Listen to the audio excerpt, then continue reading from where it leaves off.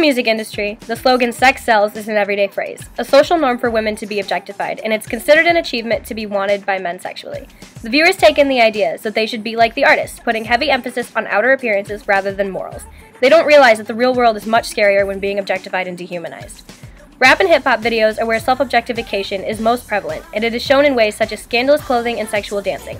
Some female artists are trying to come off as empowered and independent, but it is more often seen as submissive because they're letting the men gaze at them. For example, in the song "I Don't Need a Man" by the Pussycat Dolls, the girls are singing about how they want a true love, not just a fling, yet they're dancing around in towels. They're trying to imply that they can be sexy on their own, but they're performing this way specifically for the male gaze. As she says the words, "a love that is for real," she's removing a bra strap. The camera angles are more focused on other body parts than on the women's faces. And the motive behind all of these actions is to be sexually attractive, whether it is to men or to women. If it were for their own benefit, there would be no need to broadcast the actions in a video.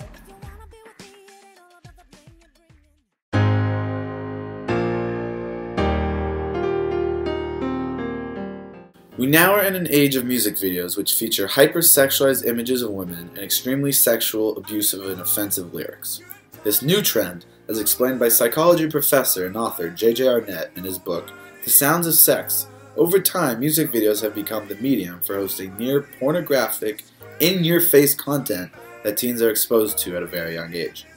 From Arnett's studies, he has found that music videos, more than TV, are influencing teenagers' behavior and putting ideas in their heads about what is appropriate sexually.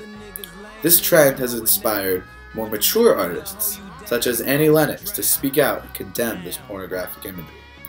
A great example is Kanye West's most recent music video, Bound 2, that has around 17.5 million views featuring his fiancée Kim Kardashian.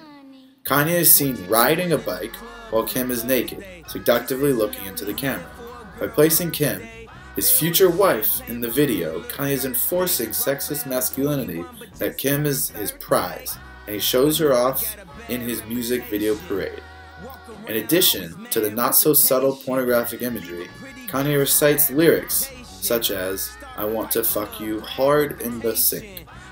When someone with such a mass appeal like Kanye puts out such graphic content, it is bound to perpetuate the idea that women are objects of sex.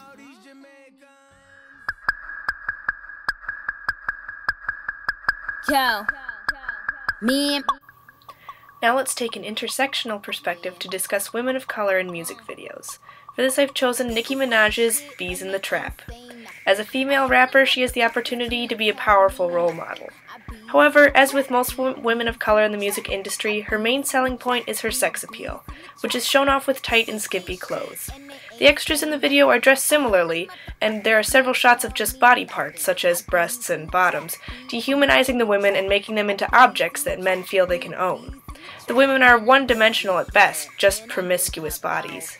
Nicki also gives up any sort of power she has from the first part of the video when male rapper 2 Chainz appears and she becomes the eye candy, mainly with her back to the camera so that she becomes a faceless object while he takes the stage.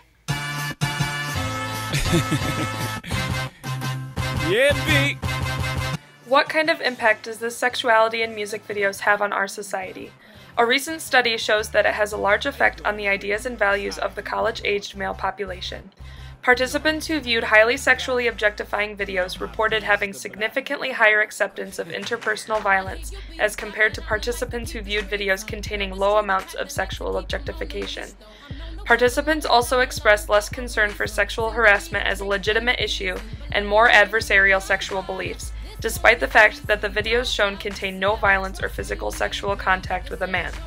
The videos selected strictly portrayed the sexuality of women's bodies on their own, like Beyoncé's Upgrade. So how might this form of sexualization promote such ideas in young men? Research shows that it primes them in the belief that women use their sexuality to their advantage. This could lead to the belief that women have little to no room to complain if men reciprocate interest and it goes too far. Also, there is a widespread belief that since these women are making the choice to present themselves in this way, they are the ones responsible for any unwelcome sexual advances. This nearly parallels society's tendency to blame the victim in rape cases.